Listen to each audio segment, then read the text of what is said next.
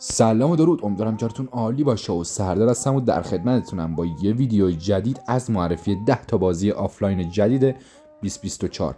اگه از این سبک ویدیوها خوشتون میاد ممنون میشم این ویدیو رو برای دوستتون بفرستید، ویدیو رو لایک کنید، اگر دوست داشتید کامنت انگلیسی بذارید و از همه مهمتر سابسکرایب و عضو کانال چوکو موبایل بشید.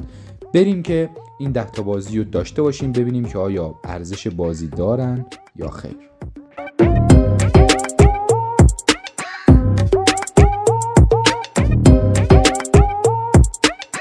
شروع میکنیم از بازی شماره 10، یه بازی فکری و واقعا خفن به اسم مونولیس موبایل. یه بازیه که شما باید بابتش هزینه پرداخت بکنید، آفلاینه و 1 گیگ و 200 مگابایت حجم داره. البته اینو هم بگم قطعا کسی نمیاد برای بازی هزینه بکنه و پیشنهاد من به شما اینه که مد شده این بازی رو حتما تجربه بکنید.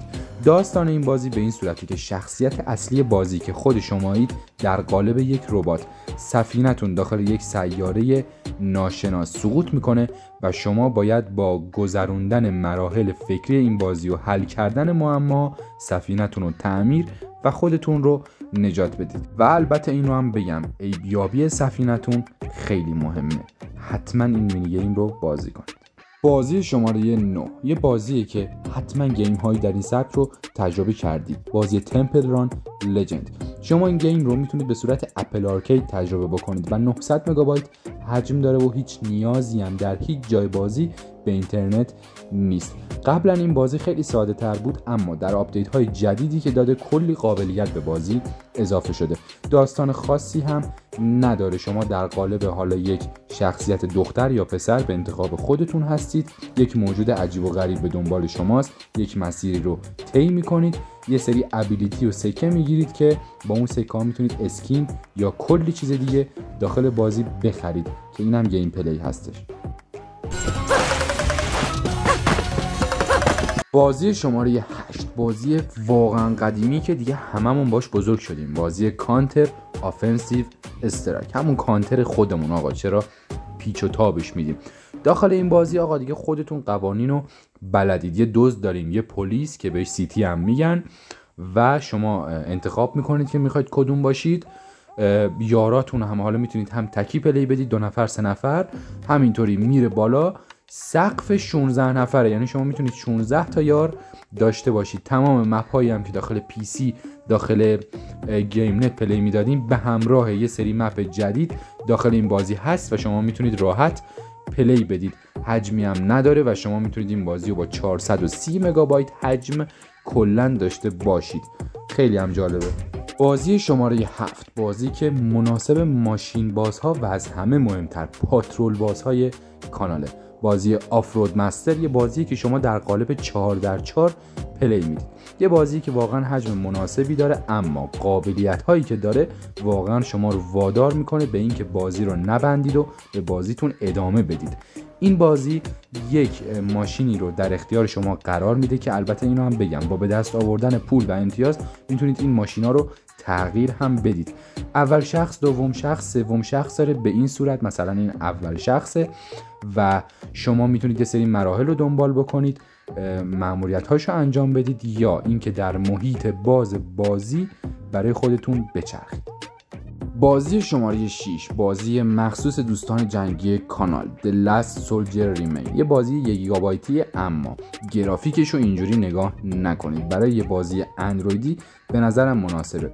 داخل این بازی شما در نقش یک سرباز هستید در مودهای متفاوت. شما میتونید با آدم ها بجنگید یا وارد مود زامبی بشید و با زامبیا بجنگید و سوار انواع وسیله نقلیه های جنگی از جمله جت، تانک، ماشین، جیپ، هر چیزی که فکرشو بکنید بشید و به جنگ با دیگران برید. این بازی آفلاین دوستان و یا اینکه شما میتونید یه سری مراحل رو دنبال بکنید یا اینکه کلا برید مود زامبی و یه جورای آزاد برای خودتون بازی بکنید. واقعا بازی جذابیه. رسیم به بازی شماره 5، بازی کلش آیلند. یه بازی استراتژیک 200 مگابایتی و رایگان، اما داستانی که این بازی داره واقعا جذابه و شما رو وادار میکنه که هر روز وارد بازی بشید و این جزیره رو بزرگتر بکنید. موضوع این بازی به این صورته که شما داخل یک جزیره کوچیک یک نفره گیر افتادید و همینطور که زمانی از بازی میگذره افراد متفاوت برای گرفتن جزیره از شما به شما حمله میکنن، اما از اونجایی که شما قوی تر از اونها هستید باعث میشید که اون افراد بشن جزئی از افراد خودتون و همینطوری که بازی میره جلو تعدادتون بیشتر بشه. این باعث میشه جزیرتون بزرگتر بشه و بتونید سازه‌های بیشتری رو داخل این جزیره جا بدید.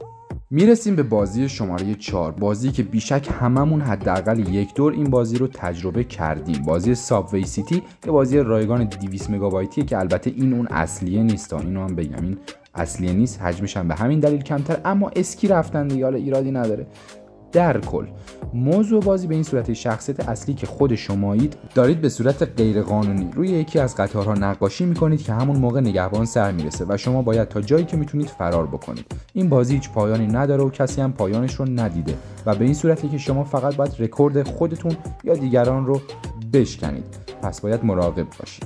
بازی فقط پیش میره و با سکایی که میخرید میتونید اسکین و کرکتر بخرید. میرسیم به بازی شماره 3، بازی مخصوص دوستان شناگر عزیز، بازی آکواتیکا، یه بازی رایگان 300 مگابایتیه که هیچ نیازی هم به اینترنت نداره. داستان بازی به این صورته که شما شخصیت اصلی این بازی هستید در قالب یک غواص زیر یک اقیانوسی که بی نهایت تا دلتون بخواد بزرگه. شما زیر این دریا یک سری مأموریت‌ها رو برای انجام دادن دارید که با انجام دادن اونا امتیاز یا پوینت میگیرید که میتونید اسکین، کرکتر یا چیزهای متفاوت داخل بازی رو خریداری بکنید.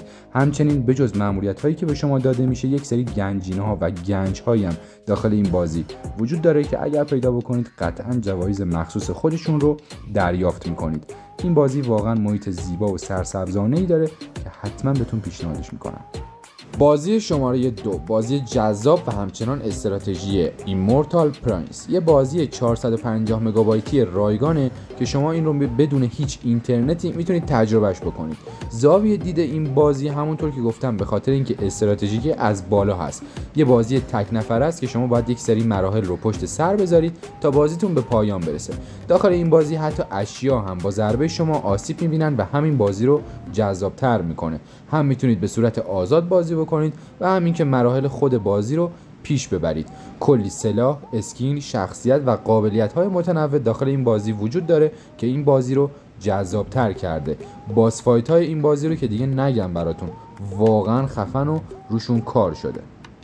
و اما نوبتی هم باشه میرسیم به بازی آخر، یعنی شماره 1، بازی دراگون پرینس، یه بازی 560 مگابایتی و رایگان هستش که همه میتونن این بازی رو تجربه بکنن. این گیم برخلاف گیم قبلی که معرفی کردیم متاسفانه قابلیت پلی دادن به صورت آزاد رو نداره. یه بازی انیمه‌ایه که شما باید مراحل بازی رو پیش ببرید.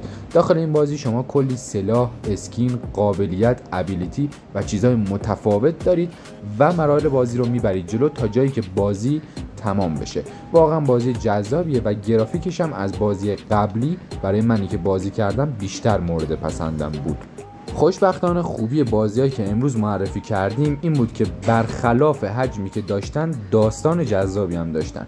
این هم خلاصه ای از کل بازیایی که ما بهتون معرفی کردیم. اگر از این سبک ویدیوها خوشتون میاد ممنون میشم کانال ما رو ساب کنید، ویدیومون هم لایک کنید و اون زنگوله رو هم بزنید. تا یه ویدیو دیگه، خدا نگهدار همتون.